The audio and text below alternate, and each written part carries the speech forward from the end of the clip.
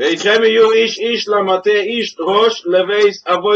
you there shall be a man from each tribe, one who is head of his father's house. So in Sefer Chemda Gnuza he brings a meiser.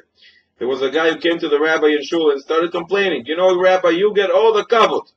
They don't give me any kavod, and I have yichus.